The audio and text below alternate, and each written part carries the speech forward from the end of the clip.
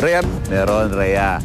Lahat yan inimbento ng Pinoy. Ay, sobrang nakakabilib talaga ang mga Pinoy. Yung mga gamit na pinakikinabangan natin, mga nakapagliligtas ng buhay, maging pampasarap ng pagkain, Pinoy pala ang may gawa. Totoo yan, Rhea.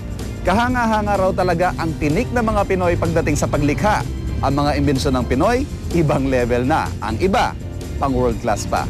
Yan ang ipapakita namin sa inyong mga kapuso, ang nakakabilib na mga gawang Pilipino at kikilalanin din natin ang mga utak sa likod ng mga imbensyong ito.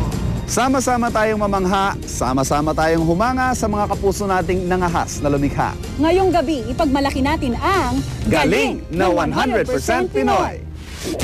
Saan ba patungo tayong mga Pilipino? Paparoon at paparito.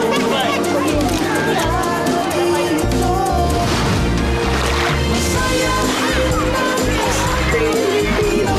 May diskarte, may angking talino.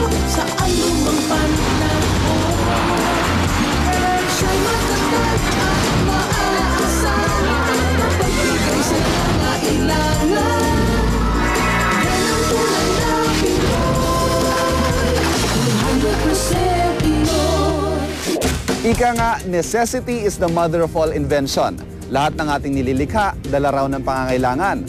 Praktikal at di komplikado pero talaga namang kamangha-mangha.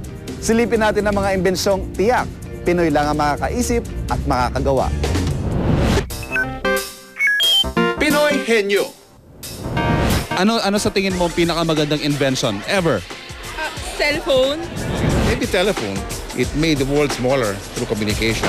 The light bulb. Siyempre, kung walang ganyan, mahirapan tayo, di ba?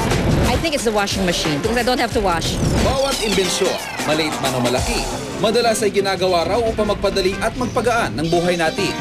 Diyan magaling ang Pinoy. Mas challenging yung mga sitwasyon, di mas maraming invention yung tinatawag o kinakailangang mangyari. 100% Pinoy. Pag sinabing inventor, ang unang papasok sa isip ng iba, sobrang talino at may sariling mundo. Pero sa totoo lang, hindi lahat ng inventors ganon. Ang iba sa kanila ay mga karaniwang tao lang din na naglakas ng loob gumawa ng mga bagay para mapagaan ang ating buhay.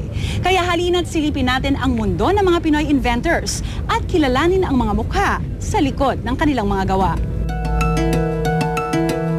Mukha sa likod ng gawa. Sa hanay ni na Albert Einstein, Benjamin Franklin o Thomas Edison, hindi papahuli. Hindi raw madali ang maging inventor, lalo na dito sa Pilipinas. Kumbaga, para ka raw dumadaan sa butas ng karayom bago mapansin at paniwalaan ang iyong gawa. Ano nga ba ang kanilang pinagdadaanan bago makilala bilang isang magaling na Pinoy inventor? Sa budget ng TAPI, 3 million lang ang nakalaan sa Invention Development Assistance Fund o pondo para suportahan ang mga bagong imbensyon. By next year, we will be able to ask the central office to provide us an augmentation of our budget for the inventors. Ang katapusan ng suporta mula sa gobyerno ang madalas na iniinda, lalo na ng mga nagsisimulang inventor. Hindi na-develop yung ating talents, no? Kasi kulang ng suporta. Ang suporta, hindi nga lang ang financing, kung hindi yung ating pagtatangkilik ng produkto. Nandito tayo sa Bureau of Patent Examining Division at dito inaakyat yung mga dokumento para iproseso at i-assess. Umaabot ng 2 taon ng pag-aaral sa dokumentong pinasa. Pag aprobado, makukuha na ng inventor ang patent ng kanyang imbensyon. Ang importansya talaga ng pagpapatent, pareho rin ng importansya at kahalagahan ng pagpapatitulo ng isang real property. Dalhin mo sa patent office at Pwedeng malikhain ng isang tao. Sa AMA Computer College, may mga programang nakasentro sa pag-iimbento tulad ng robotics. Ilan lang sa nagawa nila ang motorized wheelchair at robot na kayang-kayang magsulat. Sa Makati City Science High School, sa murang edad pa lang, hinahamon na ang galing ng mga estudyante sa pag-iisip at paglikha. Sa robotics Olympiad. So may regular category. Nakakabilib talaga ang ating mga Pinoy inventors. Kulangin man sa pondo at suporta. kutyain man at pagtawanan ng iba. Walang pagod na nagbabakasakali na isang araw. Magbubunga at makikilala rin ang kanilang ideya. Ilang dekada man ang abutin. Ang unang Asian na nakapasok sa Harvard University School of Medicine ay isang Pinay at kanyang mga pananaliksik ang nagsilbing basihan sa pagkaimbento ng incubator. Siya si Fedel Mundo, World's Incubator. Fedel Mundo, 100% Pinoy. Hindi na nga raw mapipigilan ang pag-angat ng mga Pilipino. Kahit masasabing third world ang ating bansa, taas na tayong makikipagkompetensya. Kaya ipagmalaki natin ang mga imbensyong Pinoy na world-class ang dating. World-class na galing. Namangha ang buong mundo nang unang tumapak ang tao sa buwan. Sa tagumpay na ito, malaking bahagi ang Pilipino. Isang Pinoy lang naman ang nagdisenyo ng lunar rover or moon buggy. Pangalan niya'y Eduardo San Juan.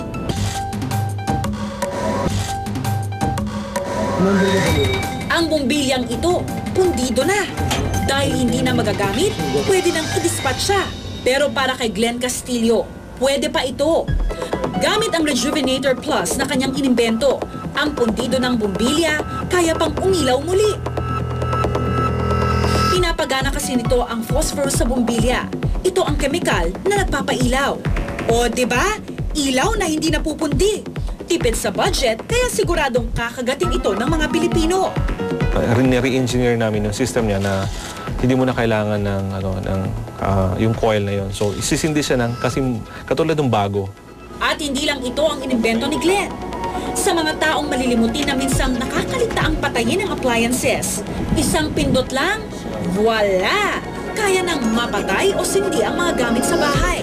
Kada isang appliance pwede mo lagyan ng telephone number. So matatawagan mo siya, una single call. Sabi nga nila, ang imbensyon daw ay salamin ng ating sariling mga hiling, pangangailangan at kagustuhan. Pero para sa ating Pinoy inventors, ang paglikha ay di lang para sa sarili, kundi para na rin mapagaan ang buhay ng iba. At kung patuloy na dadami ang ating mga imbensyon, hindi na nalalayo ang pag-asa nating umunlad at makilala sa buong mundo. Ivan, siguro nga panahon na para ipagmalaki natin ang galing at kakayahan ng mga Pinoy. Oo nga. Matapos nating makita ang galing ng mga Pilipino sa pag-imbento ng iba't ibang bagay, masasabi nating hindi tayo pipitsugin. Mula sa maliit na imbensyon hanggang sa malaki, hindi papatalong Pilipino pagdating sa talino at pagiging malikhain. Kaya sa susunod na makakita kayo ng gawang Pinoy, taas noon nating ipagmalaki ito. Hindi lang dito sa Pilipinas, kundi sa buong mundo. Itabi mo man sa ibang lahi, mapadpad man sa ibang lupalop ng mundo. Saan mo man isabak, ano man ang sitwasyon. Siguradong makikilala mo ang Pinoy. Magandang gabi, ako po si Ivan Mayrina. Ako po si Rhea Santos. Mga kapuso, ipagmalaki mong ikay 100% Pinoy. Proud na proud ka sa mga eksenang inihatid ng